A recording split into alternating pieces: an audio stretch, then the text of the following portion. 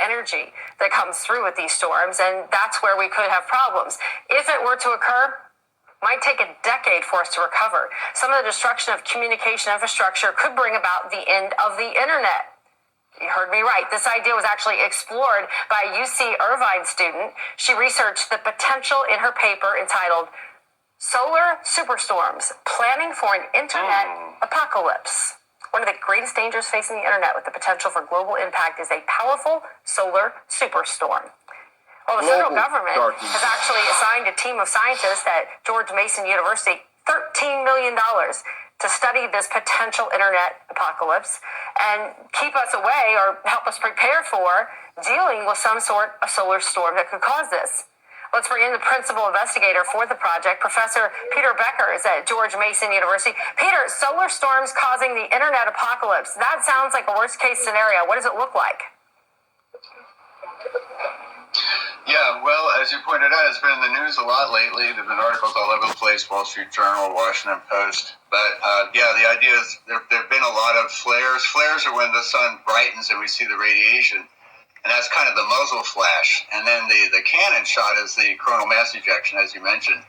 So we can see the flash, but then the coronal mass ejection can go off in some random direction in space. But we can tell when they're actually going to head towards Earth.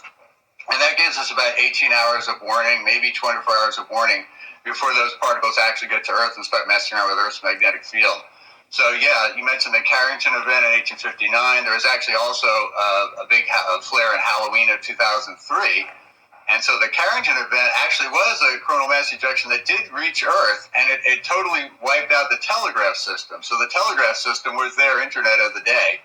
And sparks were literally flying off the telegraph lines, and there's even rumors that some operators might have even been electrocuted. It was total mayhem. And the system went down for a matter of weeks.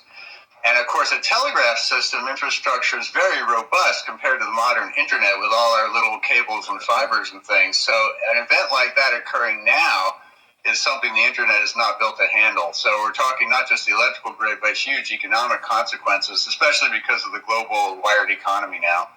So yeah, if it happened now, if the Carrington event happened right now, we're talking $10 to $20 billion per day of damage to the U.S. economy alone, and possibly weeks to months to repair the infrastructure, because you're talking about all those little electronics closets and all the office buildings basically getting fried and hardware having to be replaced. It's not just... Now, here we go, my people. Now, the Carrington event was a result of what? A coronal mass ejection, CMEs. And when I be telling y'all go outside to get them CMEs, the sun has never been more active in their history. Coronal mass ejections are consistently coming off the sun and blasting the entire solar system. Now, let's start with this, my people. Now, the solar system... Solar CME, solar mass injection, will cause all electricity and electronics to either fry or go dead or no longer work.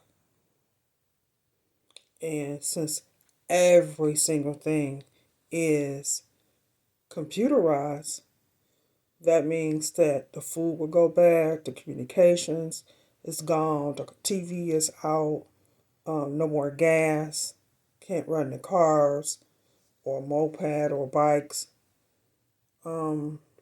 Basically, taking us back to the Dawn Ages, because without the communication, electronics, or the computer, you can't use anything, which means you can't keep your house warm. Would be in a cold house, unless you had generators, and that's run by gas.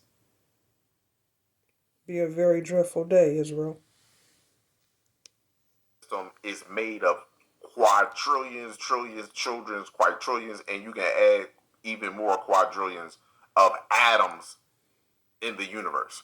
Now, atoms are composed of protons, neutrons, and electrons. What is the largest atom in the solar system?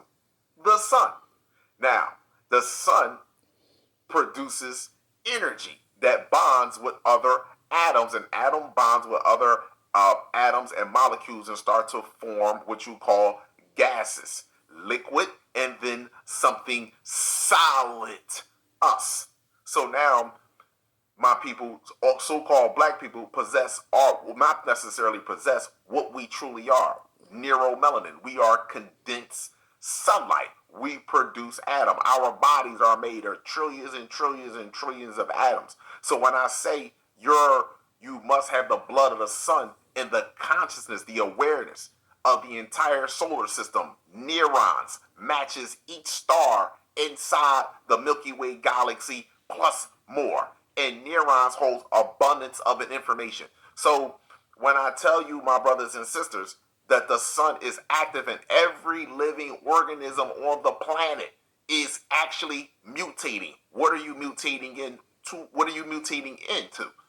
UVA, UVB has increased exponentially. This is up in the north, where the sun is now technically in the south.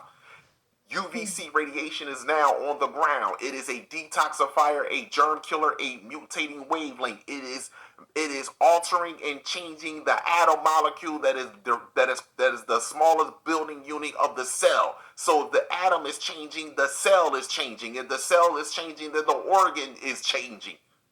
And this is what all their scientists and all of them are afraid of. This is why they're trying to go underground, and that's not safe because that's getting shut down. This is what's taking place. This was on the New York Post. This was on Time Magazine. They spoke about this. And now it's coming to mainstream news. Why? Because the sun is even more active. The ozone layer is thin. And they are all going to, there's this dark shadow government that they are setting everything up to be so they can welcome in the eukaryotic cell, the creator of the eukaryotic cell, Pindar, Moloch, the Dragon King, Dracula, the Prince of Darkness, all that shit that's connected to that fake royal family and that moon. They want total chaos on the planet. This event that's going to take place is going to bring total darkness to the entirety of the planet. There will be no rebuild of this world. Because you're not going to be able to do it. Lack of food, lack of resources for some people. People going to be panicking because it's going to be pitch black dark. The ozone layer is going to be removed, and then you're going to start to see more light is going to come into your eye, and you're going to see that which was hidden from you. I told you this. Now everyone is trying to get on top of this because you know why? It's pointless to talk about what went on yesterday. Slavery, the police brutality. These people were designed to be brutal to you. You were designed not to follow them, not to be a follower. Abundance and gratitude to all.